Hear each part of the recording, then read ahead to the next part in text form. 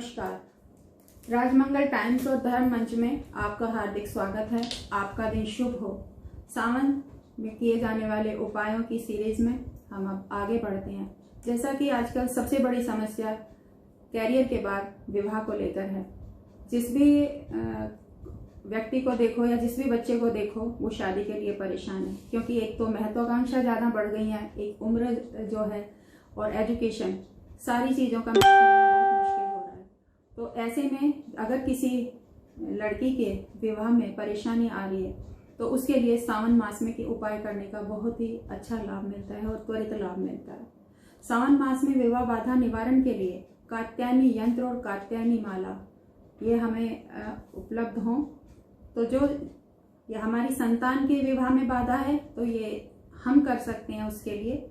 तो उनको जो है पुत्र या पुत्री जिसके भी विवाह में अड़चन आ रही है तो उसके लिए विवाह की कामना करते हुए हमें एक लकड़ी का पटरा बनाएं, उस पर कात्यायनी यंत्र रखें। ये पुत्री के लिए बता रही हूँ मैं। पहले कार्य सिद्धि माला को स्थापित करें और विधिवत एक यंत्र जो है उसको पूजन कर श्रावण के हर सोमवार को एक मंत्र है उसके साथ जाप करते हुए हमें उसकी पूजा करनी चाहिए।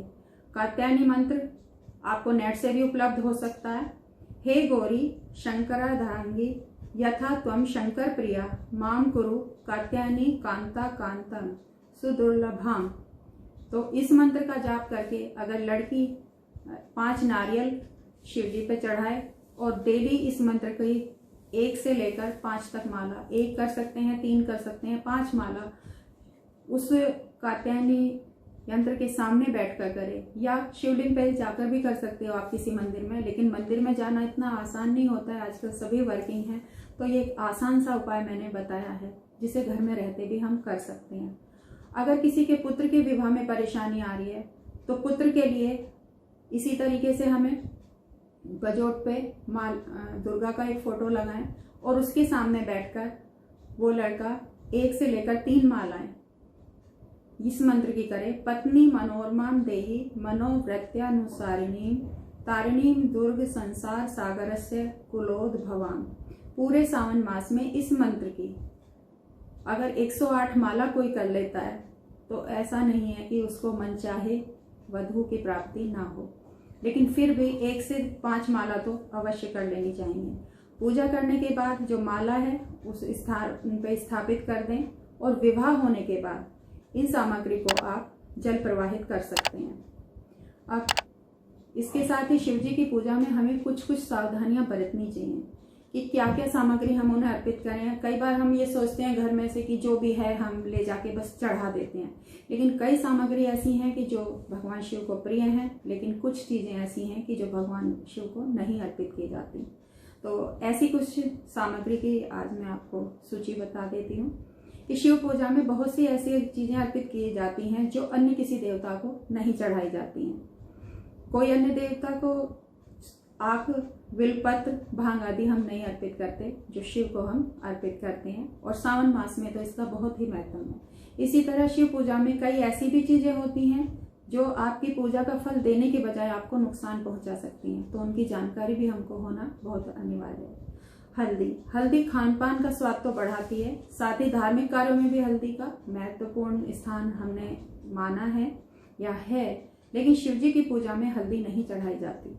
हल्दी का उपयोग मुख्य रूप से सौंदर्य प्रसाधन में किया जाता है। शास्त्रों के अनुसार शिवलिंग पुरुषत्व का प्रतीक है और इसी वजह से महादेव को हल्दी नहीं चढ़ाई जाती है। हम अगर बृहस्पति जनित कोई उपाय भी करते हैं तो उसमें हम केसर का दूध अर्पित करने के लिए कहते हैं। पीला रंग अगर हमें करना है, पीले रंग के पुष्प चढ़ा सकते हैं। पीले रंग के लिए हम केसर यूज करेंगे, हल्दी यहाँ पे हम इस्तेमाल नहीं करते हैं। दूसरा, कौन सा फूल शिव को चढ़ाना है? शिव को कनेर और कमल के अलावा लाल रंग के फूल प्रिय नहीं है। उनको जो मौसमी पुष्प हैं वो ज़्यादा पसंद है। जैसे इसमें आता है बेला का है, मोगरा का है, आंखें का है, इसे मदार भी बोलते हैं, चमेली का है और जूही का है। ये पुष्प जो हैं ये शिव को ज़्यादा पसंद है। नीले रंग का परिजात का पुष्प आप उनको अर्पित कर सकते हैं। कुमकुम या रोली, कुमकुम और रोली जो है शिव जी को रोली नहीं चढ़ाई जाती, तो उनको हम सफ़ेद चंदन से अभिषेक करते हैं। सफ़ेद चंदन से बिल पत्र पर अगर हम तिलक लगाकर शिव का नाम लेते हुए अर्पित करते हैं तो हमारी बहुत सारी मनोकामनाएं पूर्ण होती हैं।